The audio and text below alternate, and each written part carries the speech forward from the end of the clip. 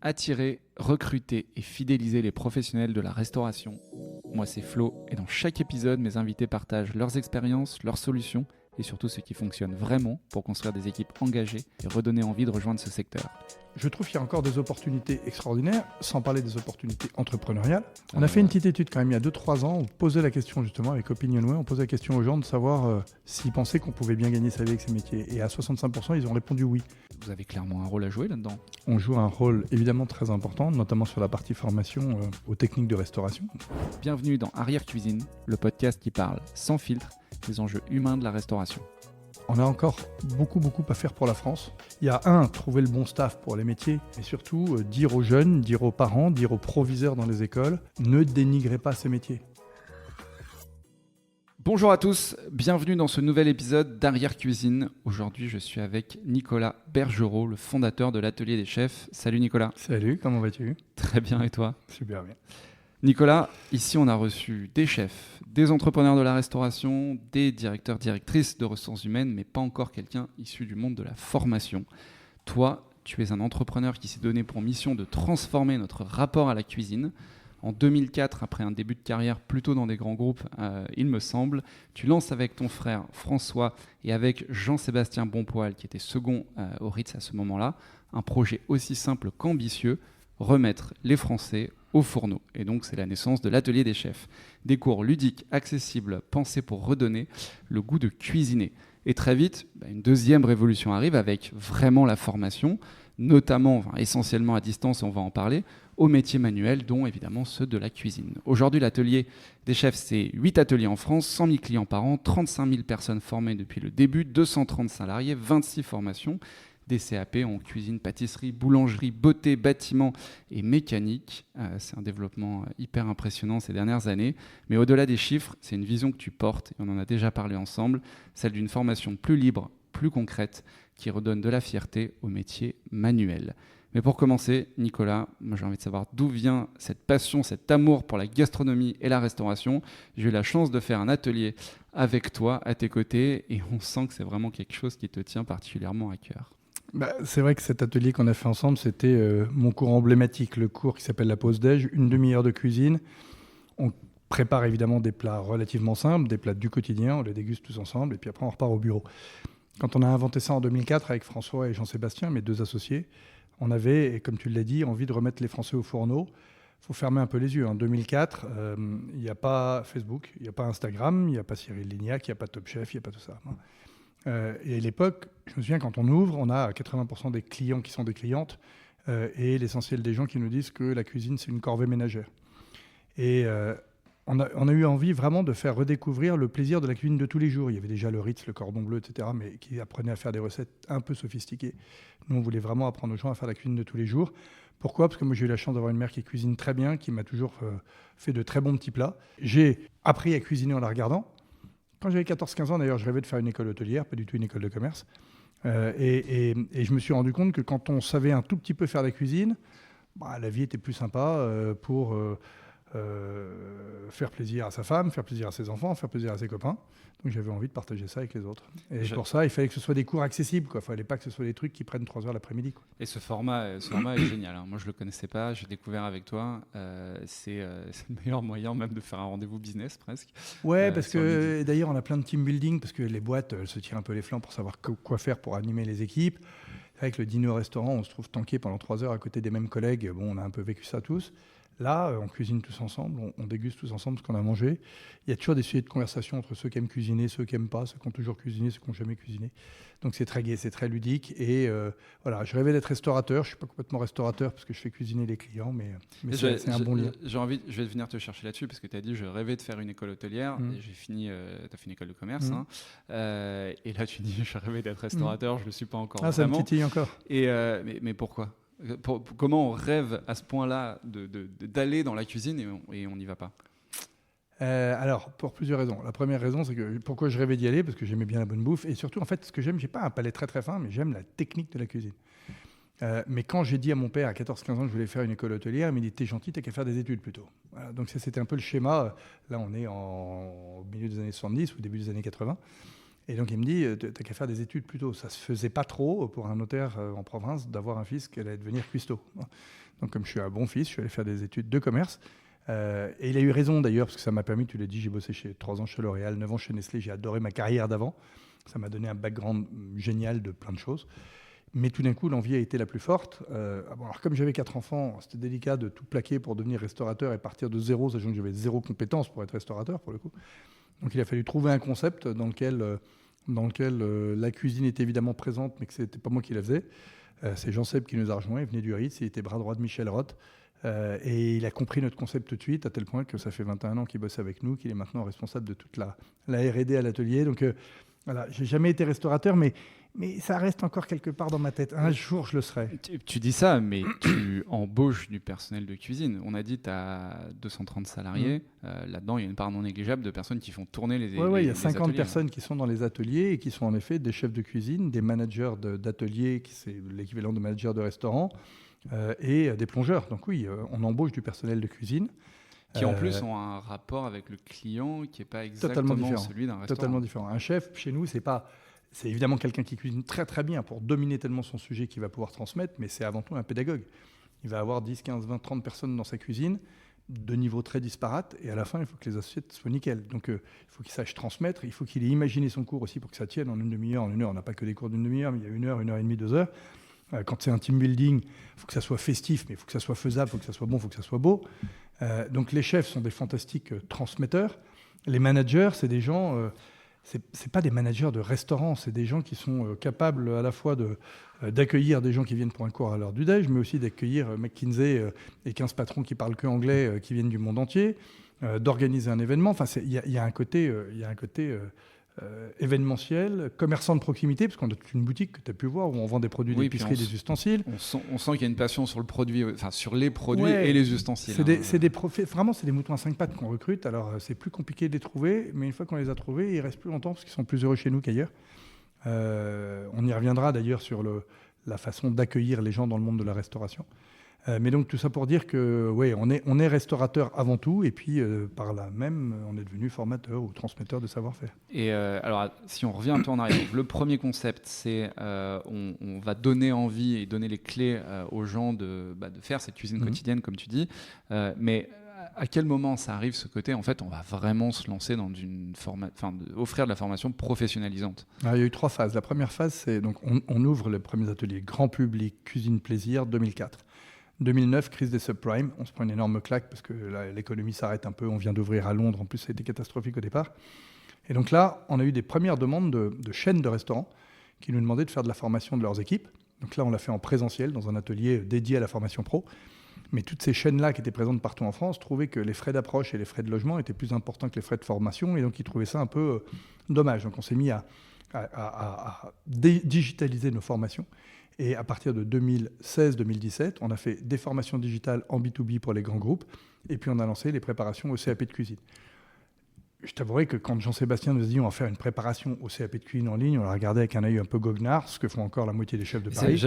En lui disant, depuis quand on se forme à mon métier en ligne? Alors je le dis, je le répète, on ne se forme pas au métier de cuisinier et encore moins de chef en ligne. On passe son CAP. Le CAP, c'est le sésame, c'est le diplôme qui permet de rentrer dans la profession, qui permet de connaître les gestes, de connaître les mots, de connaître les attitudes, de connaître la sécurité, de connaître l'hygiène. Et puis après, c'est en travaillant qu'on va progresser poste par poste, qu'on va grandir plus ou moins vite selon le travail fourni. Mais globalement, voilà, sans ce sésame-là, on n'a pas de crédibilité. Mais ça, je ne savais pas. Donc c'est Jean-Sébastien qui vient vous voir et qui vous dit... Moi, les gars, je pense qu'on peut réussir son CAP cuisine à distance, avec une préparation à distance. Pas réussir le CAP cuisine, se former à distance. Le CAP, c'est le même pour tout le monde. Oui, tu le passes. C'est l'examen de l'éducation nationale, physique, etc. C'est le même examen pour tout le monde. En revanche, la préparation, elle se fait... Alors, c'est une formation en ligne, mais en fait, il y a 400 heures. En gros, une formation pour quelqu'un qui part de zéro. 200 heures de formation digitale, la théorie, la différence entre un poisson rond et un poisson plat, un poisson à 2 filets, un poisson à 4 filets. Pour bien comprendre, avant de lever un filet de poisson, le pourquoi et non pas simplement le quoi et le comment. Lever un filet de poisson, il y a sur Google ou sur YouTube, c'est bon. En revanche, bien comprendre l'articulation, enfin le schéma type d'un poisson par rapport à un autre, c'est ça qui va permettre qu'on lève mieux le filet. Et puis après, il y a 200 heures de pratique. Une fois qu'on a bien appris à lever un filet, on vous demande de lever un filet d'un poisson plat, d'un poisson rond, 2 filets, 4 filets. Et puis on ne regarde pas simplement la gueule du filet à la fin, on vous demande de prendre des photos des arêtes qui restent pour voir s'il ne reste pas trop de chair. Et comme ça, on va pouvoir bien corriger. Quand tu dis, donc c'est quoi, il y a un échange avec les étudiants? D'accord, il y a un suivi pédagogique. C'est totalement asynchrone, ça veut dire que chacun le fait à son rythme. On envoie sa photo, sa vidéo. Exactement, mais les gens envoient des photos. Donc pour chaque plat qui doit être préparé, on demande une photo des ingrédients, de la mise en place, des cuissons, des dressages. Et nos experts métiers sont capables de juger. Il n'y a que le fait que ce soit trop salé ou pas assez salé qu'ils peuvent pas juger. Mais trop sucré, ça se voit, c'est trop caramélisé, on peut tout juger. Et d'ailleurs, on a des résultats exceptionnels au CAP, donc ça marche, techniquement ça marche. Et alors, c'est quoi le profil des gens qui rentrent dans ces... qui viennent comme Tintin, 7 à 77 ans. Non, au début, c'était marrant parce que c'était plutôt des gens fin de carrière à partir de 50 ans. Reconversion. Donc, Ouais, reconversion, 50 ans. J'ai toujours rêvé, j'adore faire la cuisine, gna gna gna. Bon. Puis petit à petit, cette reconversion, et notamment pendant le Covid, on a descendu en âge 40 ans, 30 ans, 25 ans, des gens qui assez vite se sont rendus compte qu'ils avaient choisi un bullshit job et que ça les gonflait et qu'ils préféraient avoir un métier de production, un métier du faire, un métier de produire. Et donc l'âge a baissé. Donc maintenant, on a des reconversions. On a tous les ans 200 élèves de grandes écoles de commerce et d'ingénieurs qui choisissent de faire un CAP avec nous parce qu'ils veulent lancer un business. Tu mentionnais tous les métiers, mais de restauration, de plomberie, de menuiserie ou d'esthétique. Mais ils veulent connaître le métier de base. Avant de lancer un business, ils veulent connaître le métier de base. Bon, et puis, il y a des gens qui se reconvertissent parce qu'ils ont quitté leur job ou parce qu'ils se sont fait virer et qui veulent enfin faire un métier qui leur plaît. Et puis maintenant, on a lancé un CFA, un centre de formation d'apprentis. Là, pour le coup, c'est que des moins de 29 ans qui sont généralement en première expérience professionnelle. Alors, en l'occurrence, c'est des gens, généralement, ils ont déjà le bac, voire une petite formation. Ils se sont rendus compte que la socio ou la formation, je ne sais pas quoi, ça n'allait pas les mener à un métier qui les faisait kiffer. Et donc, avec un peu de maturité, un peu de recul, ils décident de se reconvertir. Ils n'ont pas envie de retourner dans un CFA classique où il va y avoir que les gamins de 16 ans. Et donc, ils viennent plutôt chez nous. Comme ça, ils vont faire une formation digitale et un contrat d'apprentissage. C'est en ligne aussi. En ligne aussi. Mais là, c'est 20% en formation en ligne et 80% chez le patron. Donc, on retrouve les schémas d'apprentissage très classiques. Parce que c'est vrai que, encore aujourd'hui, tu l'as dit, ça fait sourire quand on dit formation en cuisine en ligne. Bon, on sent tout de suite qu'il y a un petit air de moquerie dans l'air. Qu'est-ce que tu réponds à tous ces gens-là? Alors, le premier argument, c'est le taux de réussite à l'examen. 98% de réussite à tous les examens du CAP en moyenne. Il y a le CAP pâtissier qui est sensiblement plus technique, on n'est plus qu'à 92%, mais vraiment, ça marche bien. Après, je le redis, je ne forme pas à votre métier. Je forme pour avoir le CAP, exactement le même diplôme qu'on a en sortant d'un CFA.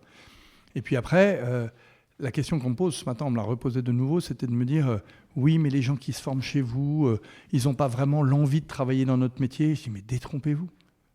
Moi, j'ai une carte de France maintenant de tous les endroits où travaillent les gens qui se sont formés et diplômés chez nous.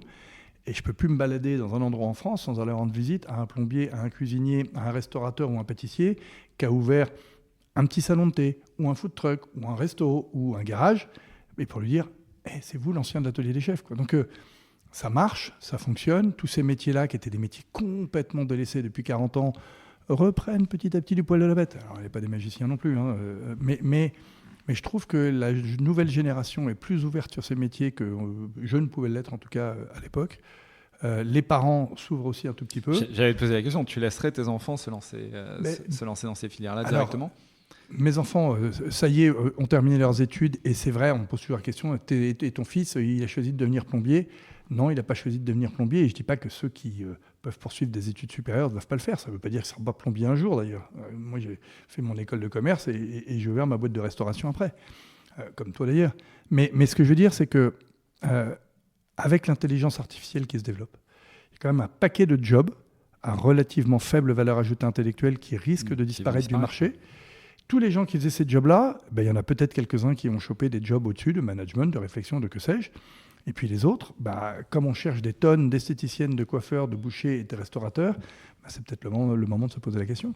Mais alors on va venir un peu sur l'image du secteur, du coup, mais tu vois, c'est intéressant quand même de se dire, bon, dans les années 70, ton père t'a pas laissé en fait réaliser ton rêve. Moi, c'était un peu la même chose, hein. J'adorais cuisiner, et pourtant mes parents m'ont orienté vers un certain type d'études. Et est-ce que ça change vraiment ça et pourquoi, comment on en est arrivé là, tu vois, à se dire j'ai pas envie que mes enfants ils fassent ce métier-là. 2004, Jean-Pierre Chevènement, ministre de l'Éducation, dit « Je veux que 80% d'une classe d'âge ait son bac. La France, je veux faire de la France un pays de col blanc. » J'ai retrouvé la citation. Un pays de col blanc. Un pays de col blanc. Sauf que c'est le début de la mondialisation, c'est le début aussi d'une main-d'œuvre moins chère un peu partout. Donc, ce qui fait qu'on vide complètement les filières techniques, les filières industrielles, les filières de production. Donc, les productions partent ailleurs. Et puis nos fameux cols blancs, il y a plein de gens qui ne sont pas faits pour ces métiers-là. En fait, les métiers dont on parle, ceux de la restauration et ceux du bâtiment et ceux de la beauté, c'est quand même des métiers qui procurent plus de plaisir, quoi. Moi, j'avoue qu'après mes 12 ans de cadre international, je me suis éclaté chez L'Oréal et chez Nestlé, mais je crois que l'année et demie la plus exaltante de ma vie, c'est quand j'étais aux commandes de mon tout premier atelier, 10 rue de Penthièvre, en 2004-2005. Après ça, oui, je suis reparti au développement et donc j'ai quitté l'opérationnel, mais ça reste la plus belle année de ma vie professionnelle. Ouais. Mais c'est dingue cette hiérarchie en fait qu'on crée entre les différents métiers, parce que quand on dit je veux un pays de col blanc, je la connaissais pas celle-là. Ça veut dire les autres métiers, j'en veux pas chez moi d'une certaine façon, ou alors aller les faire ailleurs, ce qui en plus méconnaître complètement et à côté de ça, ça fait français, 20 ans ou 30 ans qu'on regarde l'Allemagne et la Suisse avec les œufs de Chimène en disant oh eux formidable, ils ont développé l'apprentissage. Donc nous, il y a eu cette loi quand même de 2018, la loi de Muriel Pénicaud, qui a totalement révolutionné la formation en général, en reconversion avec le compte CPF et en apprentissage en disant l'apprentissage n'est pas une voie de garage. L'apprentissage n'est pas une voie de garage. Et la formation peut avoir lieu à tous les moments de la vie. Alors, le CPF, c'est la formation à tous les moments de la vie, et l'apprentissage, c'est le meilleur moyen d'apprendre à faire un métier, et que ce soit là pour le coup pour l'école bleue ou pour l'école blanc, parce que ça s'appelle alternance quand on fait une grande école de commerce et qu'on va apprendre à faire du marketing chez L'Oréal, mais c'est le même principe. C'est en fait même dans nos très belles grandes écoles, on a appris plein de trucs, mais c'est quand on a commencé à bosser que... C'est bien, tu restes poli. Donc une fois qu'on s'est dit ça, c'est probablement encore plus vrai quand on travaille à côté des pros. Et pour toute personne qui a fait... Et maintenant, d'ailleurs, dans le CAP de cuisine, il y a un stage de 14 semaines obligatoire. Oui. C'est chouette, parce que les gens, ils vont aller voir aussi que c'est un métier exigeant, mais c'est un métier où, quand on sort 50 assiettes au déj, on est fier de soi, hein. Oui, et puis aussi que la restauration, c'est pas que ce qu'on voit chez Top Chef à la télé, et qu'il y a une réalité quand même derrière, une réalité économique, et une réalité que c'est des métiers avec des horaires particuliers, des conditions de travail quand même particulières. Parlons un peu de conditions de travail dans la restauration. Je sais que c'est un sujet qui te tient particulièrement à cœur. On en est où ? C'est quoi le constat de ton point de vue aujourd'hui ? Aujourd'hui, le chiffre qu'on dit, c'est qu'il manque 300 000 personnes dans la restauration en France, cuisine et salle. Okay, donc ce chiffre-là, on a l'impression qu'on ne pourra jamais le rattraper, quoi. Bon. Il fait qu'augmenter. C'était 50 000. Je regardais, c'était 50 000 en 2015. Non, mais c'est hallucinant. Bon, et c'est vrai partout dans le monde. Ce n'est pas une particularité française. Ouais, mais je crois que le goût... L'autre jour, il y a Victor Luger de Big Mama qui faisait un très beau webinaire pour expliquer qu'aux US, il y avait une meilleure qualité de service en restauration. Et quelqu'un lui disait « Ouais, mais c'est normal, ils ont des tips. » Il dit « Non, mais il y a les tips qui viennent rajouter le petit plus, mais il y a aussi un goût du service. » C'est vrai qu'être au service d'eux, en France, c'est mal perçu. Ouais, ça sonne pas bien. C'est mal perçu. D'ailleurs, l'origine du mot service, c'est serf, et le serf, c'était le vassal du seigneur. Moi, je trouve qu'être au service de l'autre, d'abord, on est tous au service les uns des autres, à longueur de temps. Et être au service de l'autre, lui procurer un moment de bonheur, parce qu'il ne faut pas oublier qu'un serveur ou un cuisinier, de temps en temps, il prend des vacances et puis il devient lui-même client d'un restaurant ou d'une pompe à essence ou d'un péage où on lui rend service. Alors maintenant, oui, c'est vrai qu'on bosse le soir et le week-end au moment où tout le monde s'amuse. OK. Donc dans ce cas-là, ça veut dire qu'on a la responsabilité en tant que restaurateur, là je remets ma casquette restaurateur, de mieux accueillir les équipes chez nous, de mieux les traiter. Petit exemple, j'étais dans un mariage ce week-end et il y avait un formidable traiteur et puis plein de gens qui passaient des petits fours. Et je leur ai dit, c'est bon ça ? Ils me disent, je sais pas, j'ai pas goûté. Ah bon, vous n'avez pas goûté ? Non, j'ai pas le droit.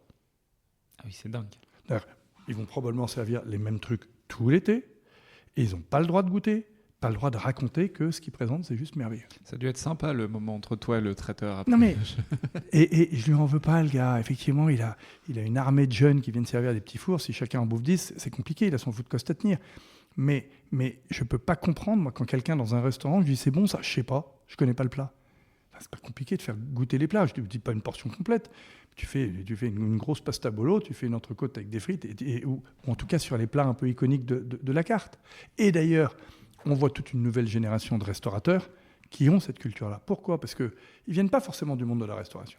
Ils sont entrepreneurs et ils décident d'être entrepreneurs dans la restauration. Donc avant, ils font des RH, du market, de la finance, des ressources humaines.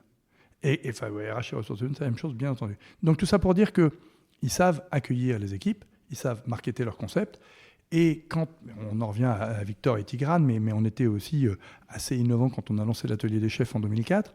Quand on market, on doit être à la hauteur de ce qu'on vend, donc on doit avoir des équipes qui s'éclatent. Et nous, quand on dit la mission de l'atelier des chefs, c'est aider chacun à s'accomplir, on pense évidemment aux gens qui se forment. Mais on leur dit à nos équipes, si vous éclatez pas, cassez-vous. Parce que nous, on a besoin de gens qui s'éclatent. Sinon, nos clients, en ligne ou en présentiel, en cuisine ou en couture, il faut qu'ils aient en face d'eux des gens passionnés, des gens passionnants, des gens qui échangent, des gens qui partagent. Sinon, ça manque de sel. Hein.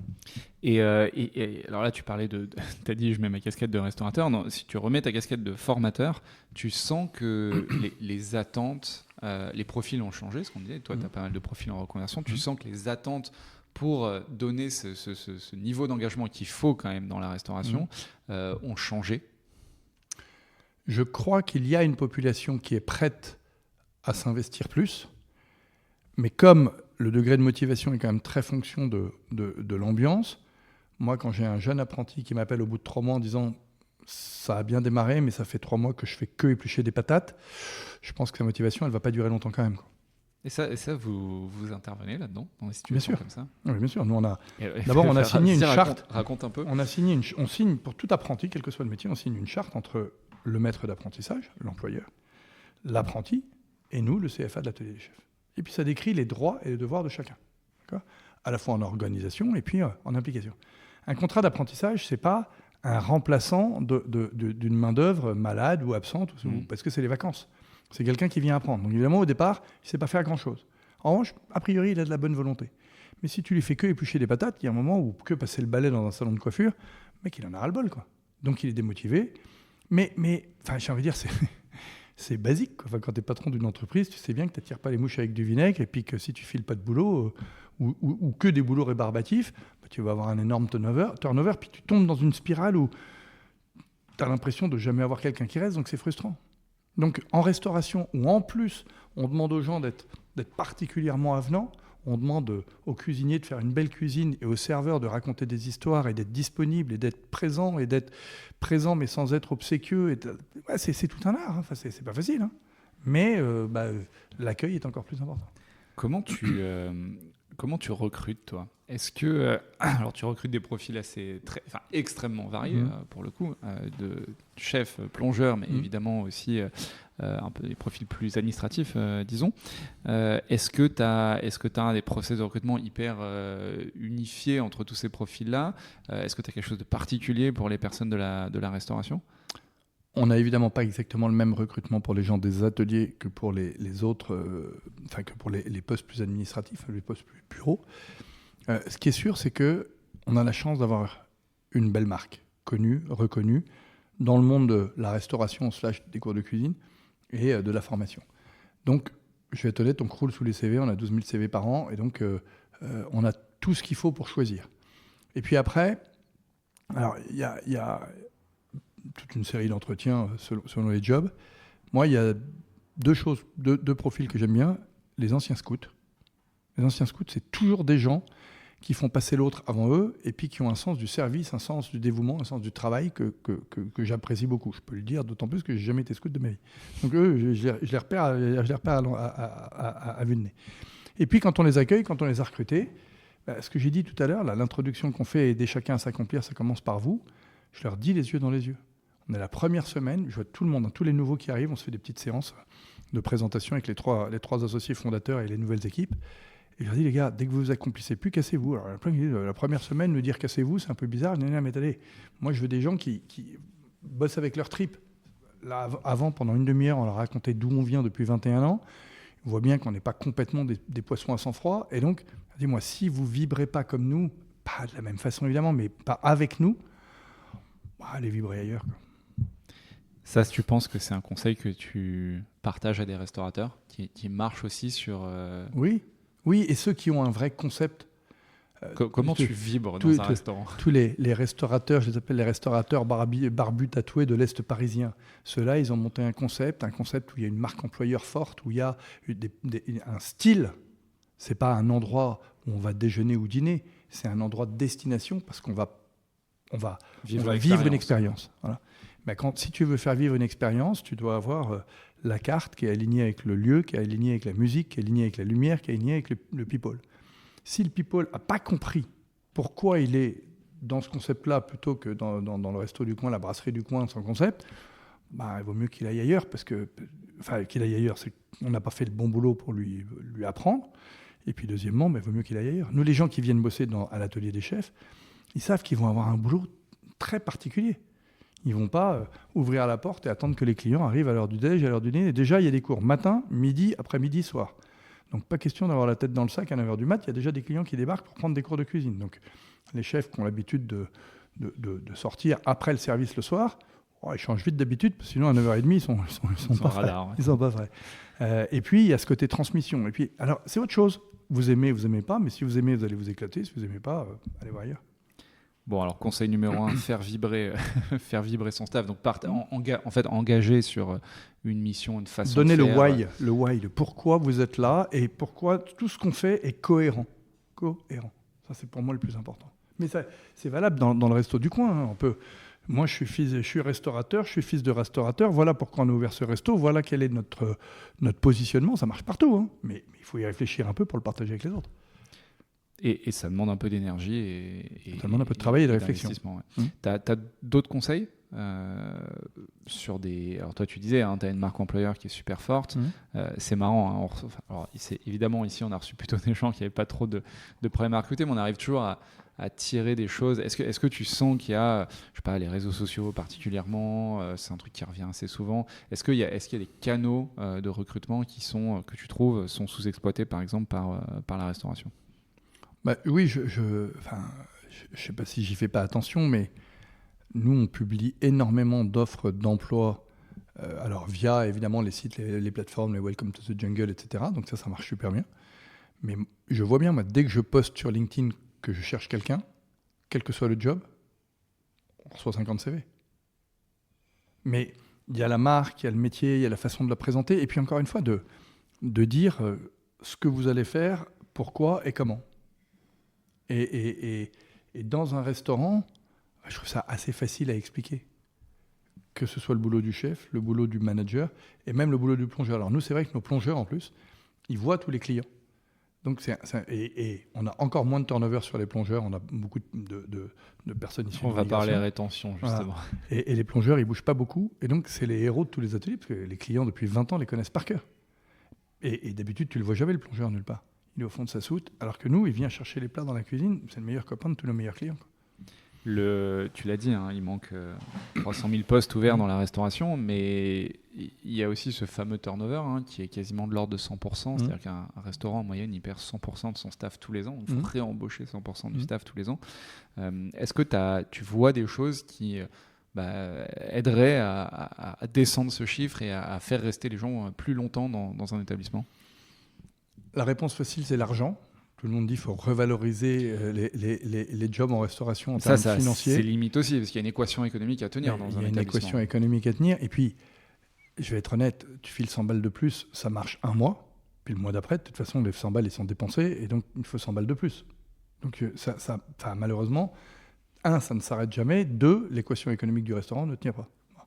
En revanche, cette qualité d'intégration, d'accueil, de comprendre pourquoi les gens sont là, pourquoi ils font ce métier-là, de leur redonner le goût de ça. Mais on en revient sur le service. Vous êtes là, et si vous avez choisi de faire ce métier dans mon restaurant, c'est parce que ma population vous plaît, ma carte vous plaît, vous avez envie d'en parler. D'ailleurs, tiens, je vais vous faire goûter mon osso bucco ou mes pastas, je sais pas quoi.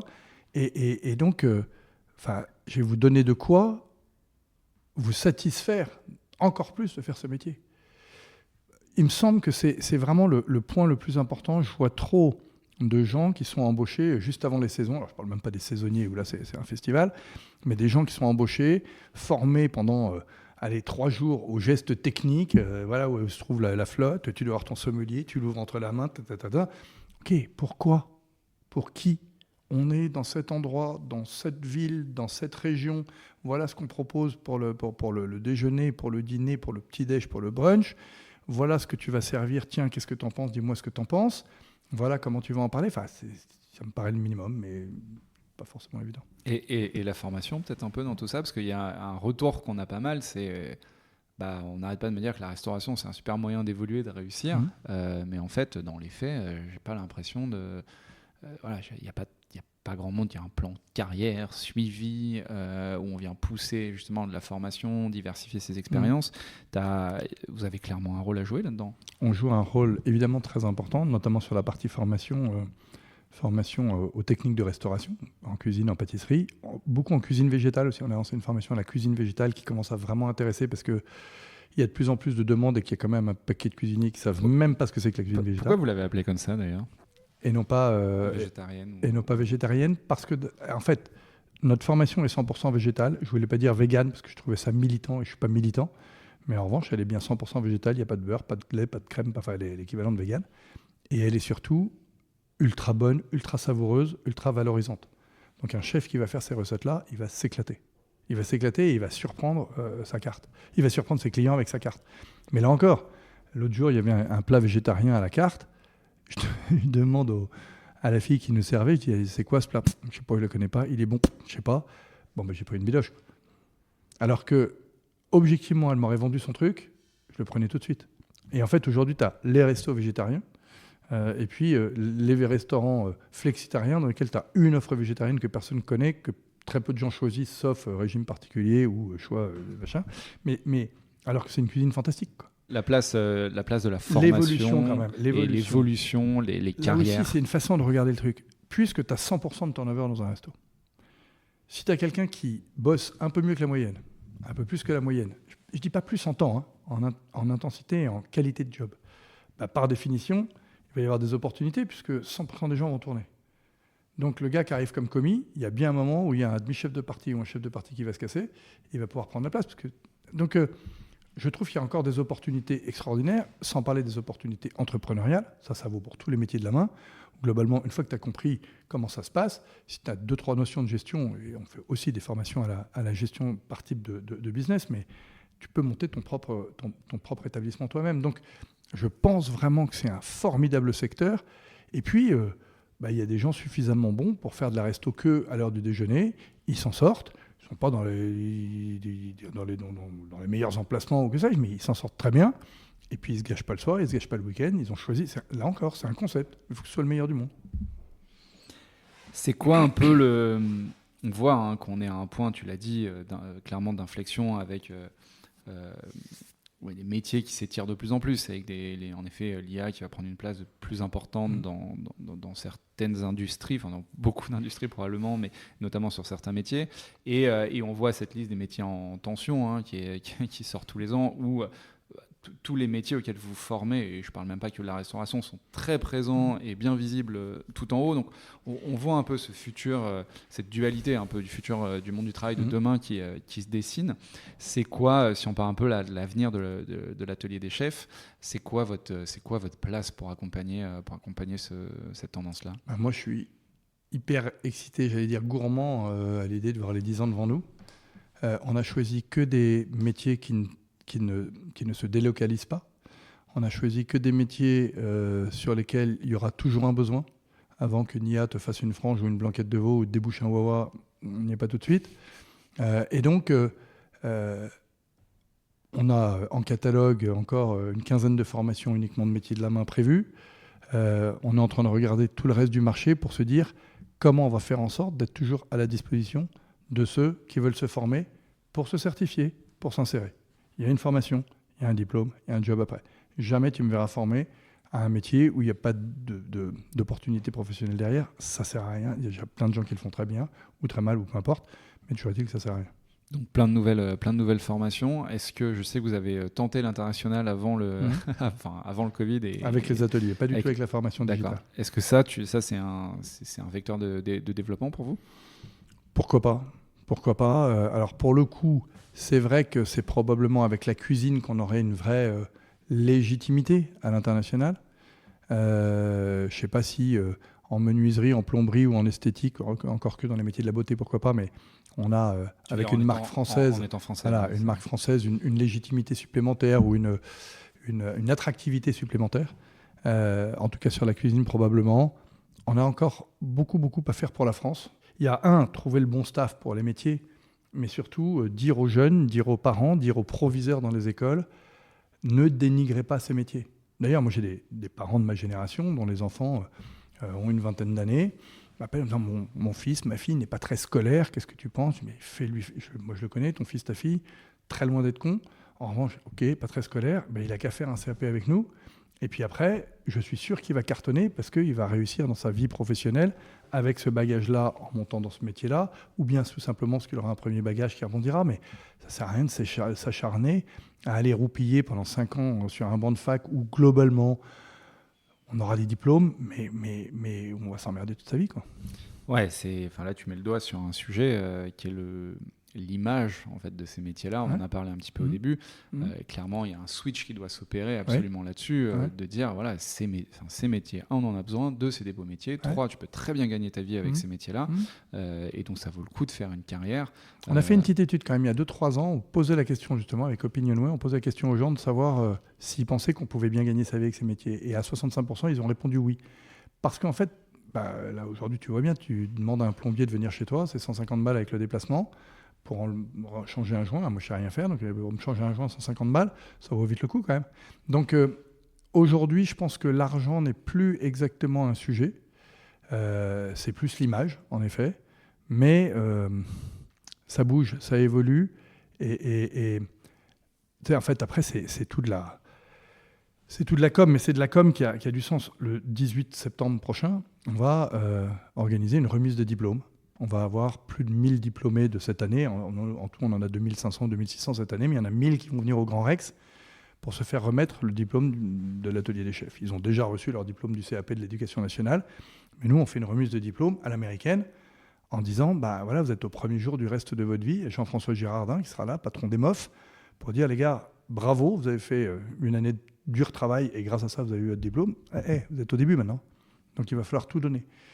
Tout ça pour dire que une fois que tu as fait une remise des diplômes digne d'une très grande école, que tu les fais rentrer dans une association d'anciens, Alumni l'Atelier des Chefs, qui leur permet de se parler entre eux, de se recruter entre cuistots dans la Manche ou entre plombiers dans les Vosges, même chose, tu les valorises, tu leur dis waouh, vous faites un beau métier dont on a tous besoin. Tu vois, c'est des tout petits signaux, mais c'est long, c'est un Everest. Ça prend du temps, c'est un Everest. Mais tu as raison, c'est valoriser. Exactement. Remettre ces métiers Exactement. Là où ils doivent être. Et puis ne pas hésiter. Alors on est tous clients. Quand on va au resto, on dit bonjour, on dit merci. Parce que le client est roi, c'est bon, ça s'est passé aussi. On dit bonjour, on dit merci. Quand il y a un plombier qui vient chez vous et qui vous sauve, bonjour, merci, au revoir. Enfin, c'est des trucs tout bêtes. Chloé Charles qui nous a dit exactement ça. Elle fait le client est roi. Non, mais ça va peut-être aller, quoi. Le client est client. Et le client est roi qui monte son truc en disant si t'es pas gentil, je te mets pas une bonne note. Non, mais ça va peut-être aller, quoi. Ouais, ça c'est sûr. Ça, c'est autre chose. C'est encore un autre sujet. Écoute, on arrive au bout du temps qui nous est imparti. Peut-être dernière question qu'on pose un peu à tout le monde, c'est est-ce que tu as 1, 2, 3 personnes qui t'inspirent particulièrement sur ces sujets-là? Je veux dire, je les ai mentionnés tous les deux, Tigran Sedou et Victor Luger, les fondateurs de Big Mama. Total respect. Parce que, justement, il y avait déjà des pizzerias et des restaurants italiens dans Paris. Ils ont totalement révolutionné l'approche parce que le concept la pelote est déployée jusqu'au bout. Et ils ont eu l'intelligence, en plus, en développement international, à chaque fois d'aller s'installer dans le pays. Ça, c'était super fort. Et puis un autre, on a beaucoup bossé au tout début de l'Atelier des Chefs avec Cyril Lignac. Cyril, il est venu tourner toutes ses premières émissions, Chef la recette, Oui Chef, Chef la recette, c'était tourné chez nous. Et Cyril, comme il a eu tout de suite une aura médiatique assez importante, objectivement, il aurait pu péter les plombs, il aurait pu se dire qu'il devenait une star de la télé plus que... c'est un tellement gros bosseur qu'il a développé des restaurants, puis des restaurants étoilés, puis des chocolateries, puis maintenant à l'étranger, des pâtisseries. Enfin, voilà, total respect aussi pour Cyril, qui est un type que j'aime vraiment beaucoup, parce que lui aussi, c'est un vrai passionné. Écoute, autant Tigrane et Victor, on les connaît pas trop mal, donc on devrait réussir à les avoir ici. Autant Cyril, on le connaît pas, donc on compte sur toi pour nous l'envoyer. Je le taguerai quand vous publierez, je le taguerai, et j'espère qu'il avec plaisir. Génial, écoute, merci Nico pour ton éclairage et ton regard sur les enjeux de la restauration et du recrutement aujourd'hui. C'était un plaisir de t'avoir avec nous. Merci de m'avoir invité. Merci beaucoup. À bientôt. Au revoir. Merci d'avoir écouté cet épisode jusqu'au bout. Si vous l'avez apprécié, abonnez-vous au podcast. N'hésitez pas à laisser un petit avis et à le partager autour de vous. Ça nous aide énormément à le faire grandir. Ce podcast vous est présenté par Rosk, la solution simple et rapide pour recruter du personnel en restauration. Pour en savoir plus, le lien est en description.